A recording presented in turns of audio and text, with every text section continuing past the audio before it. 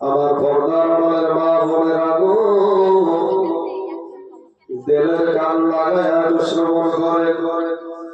জিবরাইল এসে বলছেন, ওগো আল্লাহর নবী, ওগো আল্লাহর পয়গম্বর, ওগো ঈসা নবী, এই সাদা পাথরটা আপনি দেখে আশ্চর্য হয়ে গেছেন? বলে হ্যাঁ, দুনিয়ার জমিনে এত সুন্দর পাথর কোথাও দেখি নাই।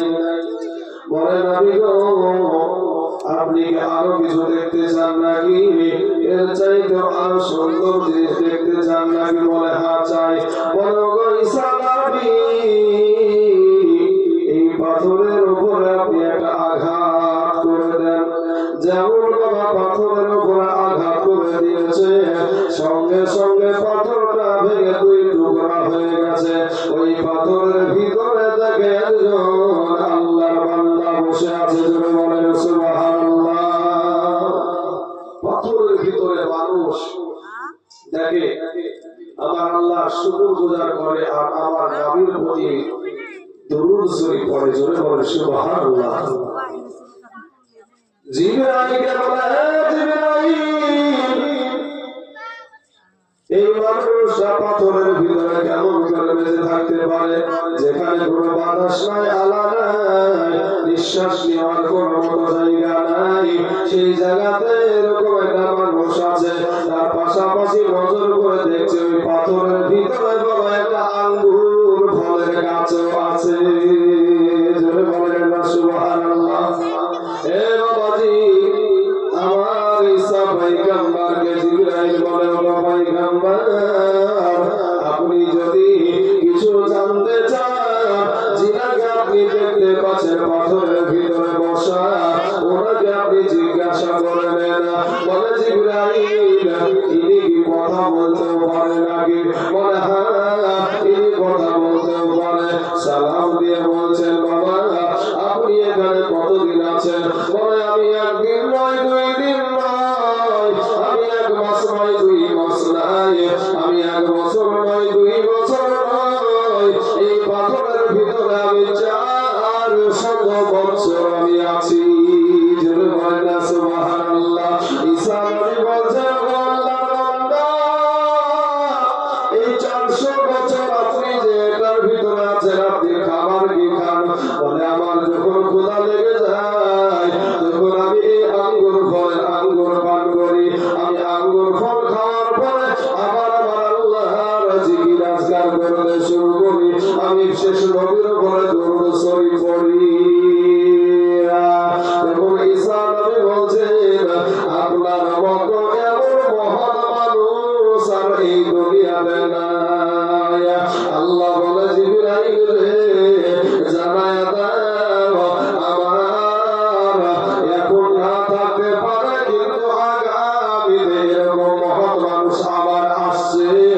এবার জিবরাইল আলাইহিস সালামকে বিস্তারিত আমার আল্লাহ জানায়া দিলেন। জিবরাইল বলে, ও ঈসা নবী, ও ঈসা পয়গম্বর, এখন এরকম মহান মানুষ নাই ঠিকই, কিন্তু আগামীতে আসছে। বলে আগামীতে তারা কারা? বলে তারা হলো ওই ব্যক্তি যারা হলো আখিরি জামানার নবীর উম্মত। জোরে বলেন সুবহানাল্লাহ। আমরা আখিরি জামানার উম্মত।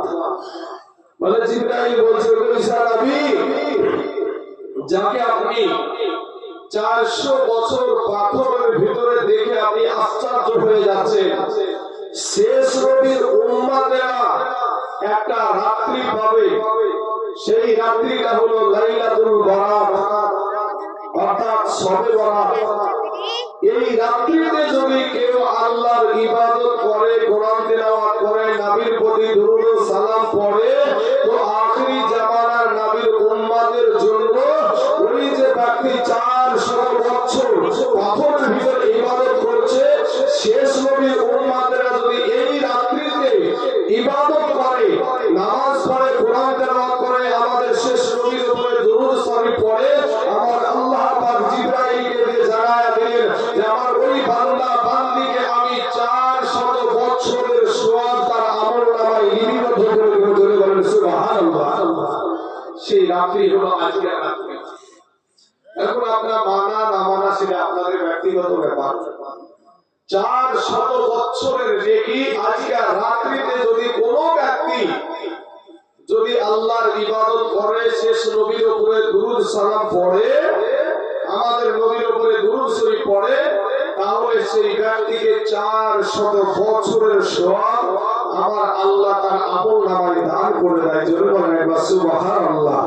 সম্মানিত আমার বাবাজি, আমার ভাইজানেরা, আমার নবী আপনার নবী যখন মিরাজে গিয়েছিলেন, তো মিরাজে যখন গিয়েছিলেন, এই মিরাজকে যারা অস্বীকার করে তারা করে বাবা, আমরা করি না। কারণ কি, এই মিরাজের কথা আল্লাহ কোরআনে বলছেন সুবহানাল্লাযী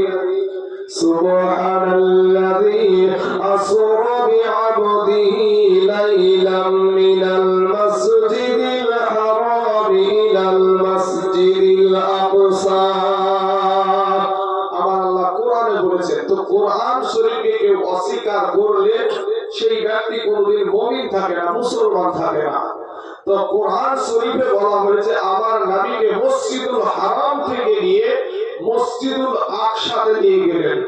মসজিদুল আকসাতে নিয়ে গিয়ে সমস্ত নবীগণ ওখানে হাজির হয়েছিলেন। সমস্ত নবীগণ ওখানে হাজির হয়েছিলেন।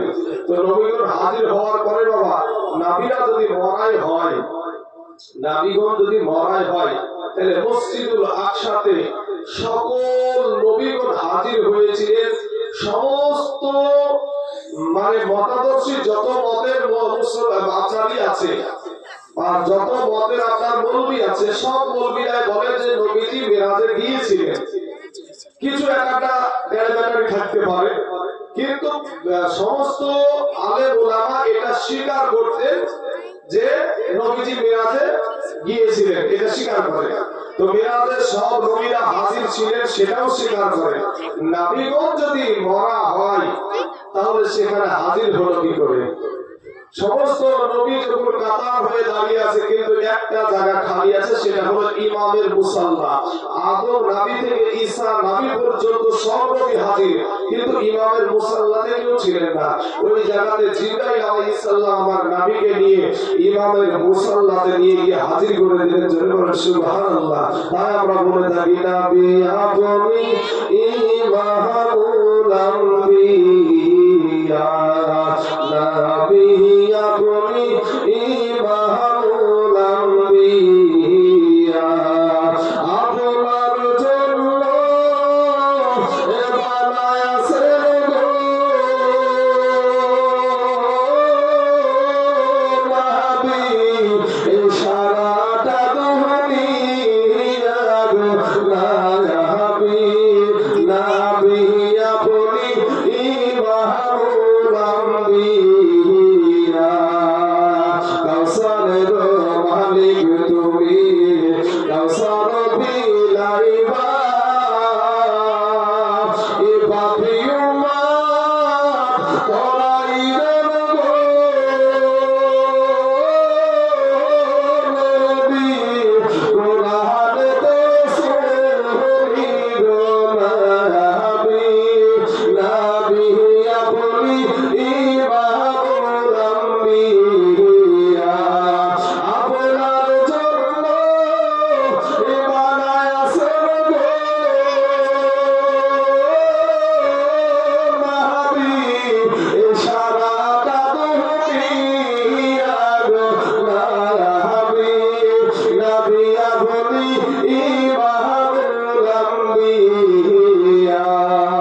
বাবারা, ভগবান বললেন আমাদের মা খালা গো, শুনেছেন আজকে রাত্রে মায়ার রে বাবা, এ বাবারা, আমার নবী যখন আল্লাহর সাথে দিদার করতে গেলেন বাবা, আমার আল্লাহর সঙ্গে দিদার হয়েছে। দিদার হওয়ার পরে আমার আল্লাহ বলে, ও গো আমার হাবিব, তোমার কি চাওয়ার আছে বলো? বলে, ও গো আমার আল্লাহ, ও গো আমার রব, আপনি আমাকে দাওয়াত করে আপনার কাছে নিয়ে আসেছেন। এবার আপনাকে বলবো, আমার উম্মতের হয়তো আপনাকে দেখতে পাবে না, আপনার সাথে দিদার করতে পাবে না। ও আল্লাহ, আমার উম্মতের জন্য কি ফজিলত রয়েছে? আল্লাহ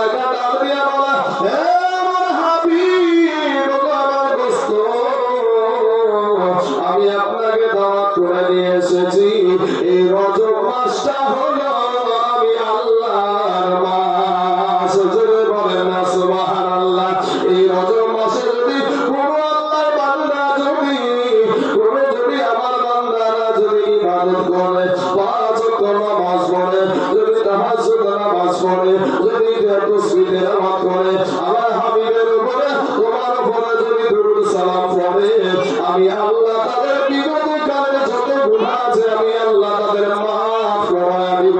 বলেন সুবহানাল্লাহ। আমার নবীকে বলেন, ও আমার হাবিব, এই রমজান মাসটা যেহেতু আমি আল্লাহর, এরপরে হলো শাবান মাস, অর্থাৎ এই মাসটার কথা আমার আল্লাহ বলছেন, ও আমার হাবিব, এবার এই শাবান মাসটাকে আমি তোমার বানায়া দিলাম। জোরে বলেন না একবার সুবহানাল্লাহ। এবং শাবান মাসে যদি কোনো আল্লাহর বান্দা যদি আল্লাহকে খুশি করার জন্য ইবাদত করে রে বাবা, আমার আল্লাহ, আমার নবী আল্লাহকে বলে, আল্লাহ গো, রজব মাসটা যেমন ভাবে আপনি আমাকে দাওয়াত করে নিয়ে আসা করেছেন, আমি তো আমার যেহেতু শাবান মাসটা আপনি আমাকে দান করে দিয়েছেন, এই শাবান মাসে রমজান রজব মাসে আপনি আমাকে দাওয়াত করেছেন, আর আমার তরফ থেকে আপনার প্রতি আমার দাওয়াত রইল। অর্থাৎ আমি যেমন আপনার কাছে এসেছি, আপনাকে আমার দ্বারে যেতে হবে। এবার বলছে, ও আমার হাবিব, এই শাবান মাসে যদি আমার কোন বান্দা তোমার উম্মতেরা যদি ইবাদত করে, আমি শাবান মাসের রাত্রিতে, এই শাবান মাসের মধ্যরাত্রিতে, 15 শাবানের রাত্রিতে, আমি সবে বরাতের রাত্রিতে আমি সর্বনিম্ন আসমানে অবস্থান করব, আর আমি আর বান্দাদেরকে ডাকতে থাকবো, বান্দায় আয়, আয়, তুই অনেক গুনাহ করে ফেলেছিস, হাতের দ্বারাই গুনাহ, পায়ের দ্বারাই গুনাহ, চোখের দ্বারাই গুনাহ,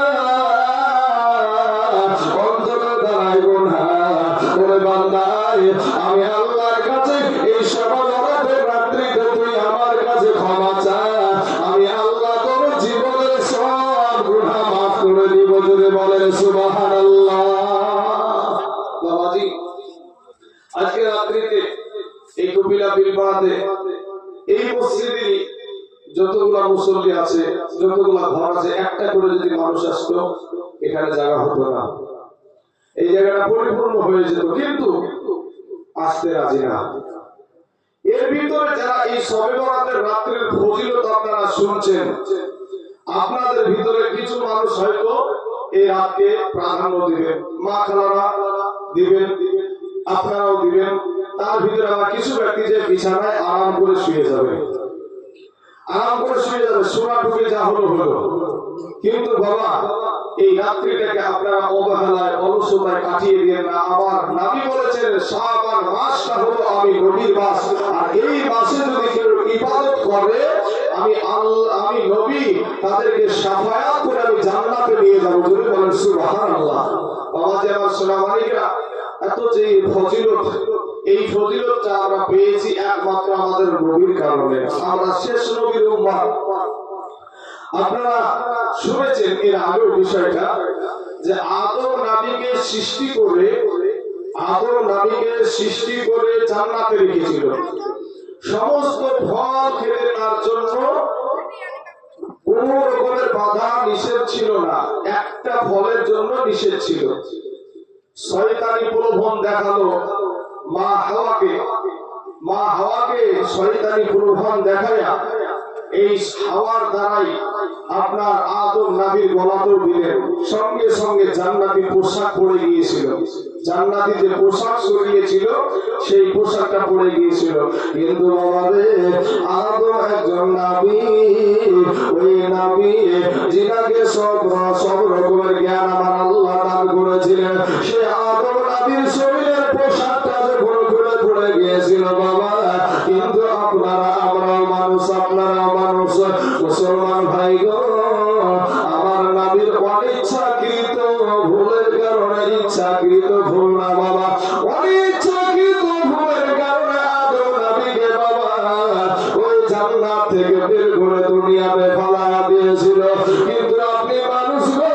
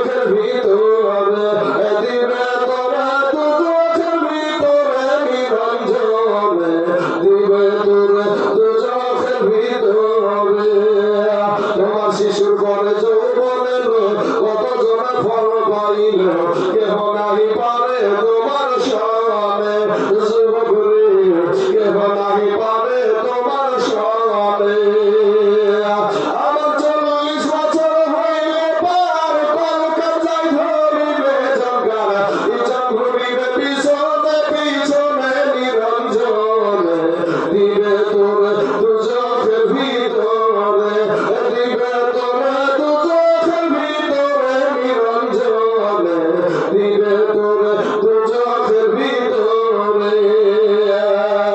তোমার বুয়াস যখন পড়বে ভাটি সঙ্গী হবে বাসের লাঠি আছে না গো হ্যাঁ ও তোমার বুয়াস যখন পড়বে ভাটি সঙ্গী হবে বাসের লাঠি কিছু কিছু কৌশল বাজে কানে যুবক রে কিছু কিছু কৌশল বাজে কানে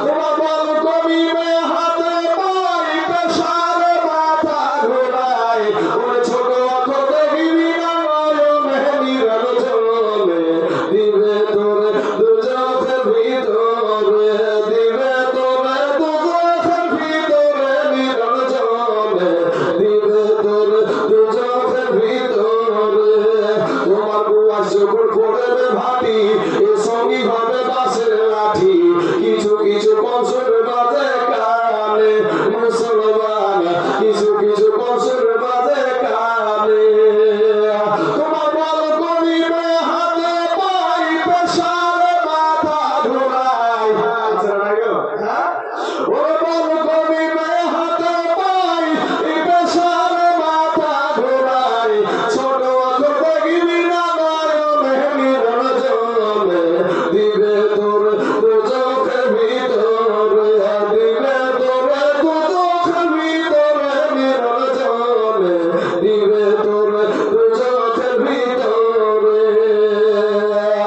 এ বাবা দিয়ে আমার সোনা মালিকেরা আজকে সবে বরাতের রাত্রি এটা মূল্যবান রাত্রি রে বাবা এই রাত্রিতে আমার নবী আপনার নবী ইবাদত করেছেন আপনার নবী সাহাবারা ইবাদত করেছেন উলিয়া উলিয়ারা বাবা ইবাদত করেছেন এ মুসলমান আল্লাহ ওয়ালা ইবাদত করেছেন এমন কোন আল্লাহ নবী হলো গো এই দুনিয়ার জমিনে যে নামাজ লাগে না এমন কোন আল্লাহ নবী হলো যে রোজা লাগে না এমন কোন আল্লাহ নবী হলো কোরআনের কথা শোনা লাগে না এমন কোন আল্লাহ নবী হয়ে গেছে নবী বায়ান শোনা লাগে না ওরে মুসলমান ভাই মস্তানি করিও না বাবা যৌবনের বাহাদুরি দেখায়ও না কখন জানি আজরাইল এসে যাবে কখন আপনাকে ধরে নিয়ে চলে যাবে আপনাকে তিনি খানা কাপড় ছাড়া কিছুই আপনাকে দেবে না তাই আমার বাবাজি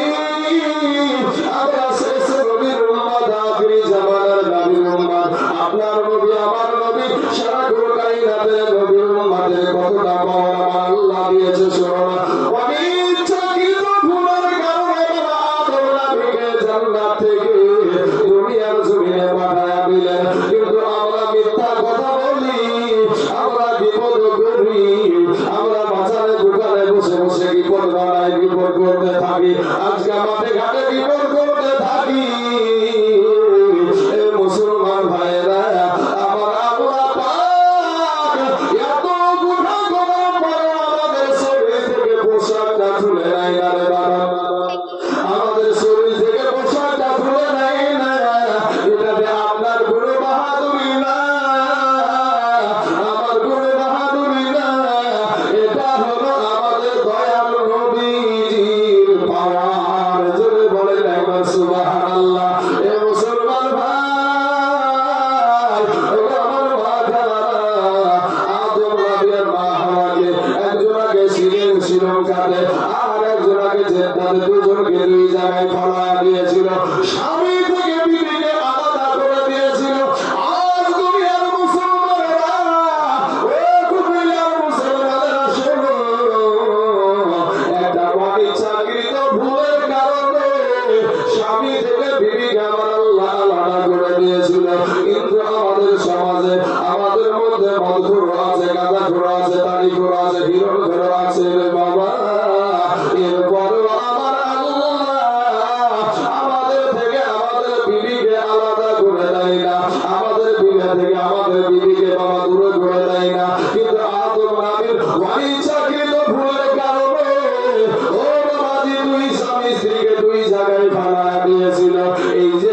আপনাকে আমাকে এত গুনাহ করার পরে আপনাকে আমার ভিতরে যে এত মিল মহব্বত রেখেছে, আপনার বিবির সাথে আপনার মিল, আপনার সন্তানের সাথে আপনার মিল, ও বাবাজি এত গুনাহ করার পর আমাদের বিবিকে আমার আল্লাহ আলাদা করাই না, এটাতে আপনার কোনো পাওয়ার না, এই পাওয়ারটা হলো আমার দয়ার নবীর। জোরে বলেন সুবহানাল্লাহ।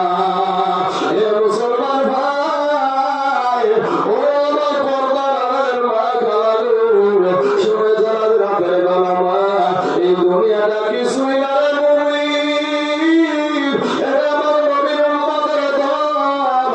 আমার আল্লাহ পাক এত নবীর একটা ইচ্ছাকৃত ভুলের কারণে পাহাড় একটা নির্ধারিত জায়গাতে পাহাড়ে উঠে আল্লাহর কাছে ক্ষমা চেয়েছিল, কিন্তু বাবা রে সেদিন আমার আল্লাহর কাছে ক্ষমা হয়ে গেছিল। কিন্তু বাবা গো, আমরা শেষ নবীর উম্মত, আমরা যদি মাঠে কোনো ভুল কাজ করি, আমরা যদি ঘরের ভিতরে কোনো ভুল কাজ করি, আমরা যদি জঙ্গলে কোনো ভুল কাজ করে থাকি, আমার আল্লাহ পাক রব্বুল আলামিনের কাছে যদি আপনি বুঝতে পারেন এটা আমার ভুল হয়ে গেল, জঙ্গলের ভিতরে মাঠের ভিতরে বাড়ির ভিতরে যেখানে ভুল কাজ করেন না কেন, সেই জায়গাতেই যদি মনে করেন এটা আমার বড় অন্যায় হয়ে গেছে, এটা আমার বড় অপরাধ হয়ে গেছে, এই ভুল স্বীকার করার পরে তওবা করে যদি আমার আল্লাহর কাছে ক্ষমা চান, আমার আল্লাহ আপনার জীবনের সব গুনাহ মাফ করে দিবে। জোরে বলেন সুবহানাল্লাহ। মাঠে গুনাহ করেছেন, মাঠে ক্ষমা চান, আমার মাঠে আমার আল্লাহ ক্ষমা করে দিবে। আপনি ঘরের ভিতরে গুনাহ করেছেন, ঘরের ভিতরে আল্লাহর কাছে তওবা করে ক্ষমা চান, আমার আল্লাহ আপনাকে ঘরের ভিতরে ক্ষমা করে দিবে। আপনি যেখানেই যান ক্ষমা গুনাহ করবেন, ওখানেই যদি আপনি ক্ষমা চান, ওখানে আমার আল্লাহ আপনার জীবনের গুনাহকে মাফ করে দিবে। জোরে বলেন সুবহানাল্লাহ। এ বাবারা, আমার আদম নবীর যখন ইচ্ছাকৃত ভুলের কারণে 1 বছর নয়, 2 বছর নয়, 300 বছর আল্লাহর কাছে চোখের পানি ছেড়েছিল বাবা। কিন্তু আমরা তো 300 বছর তো মানুষই বাঁচবো না, আমাদের তো অতটা হায়াত নাই রে বাবা, অতটা আমাদের জিন্দেগি নাই, অতটা কতদিন আমরা বেঁচে থাকবো না। আমার আল্লাহ পাক শেষ নবীর উম্মতের কত বাবাজি, কত ফজিলত, শেষ নবীর উম্মতের আমাদের যেই জায়গাতে গুনাহ করেছে সঙ্গে সঙ্গে ধরে তওবা করে মাফ চাই, আমার আল্লাহ সঙ্গে সঙ্গে তাকে মাফ করে দেয়। হে বাবাজি, এটার জন্য আপনার কোনো বাহাদুরি না, এটা হলো আমার দয়ার নবীজির পাওয়ার। যদি বলেন একবার সুবহানাল্লাহ, একবার দুরূদ পাঠ করেন আল্লাহুম্মা সাল্লি মাওলানা মুহাম্মদ ওয়া আলা আলিহি মাওলানা মুহাম্মদ সাল্লাল্লাহু আলা মুহাম্মাদিন মুহাম্মদ হরদম জাবান সে নিকালো পাক, হরদম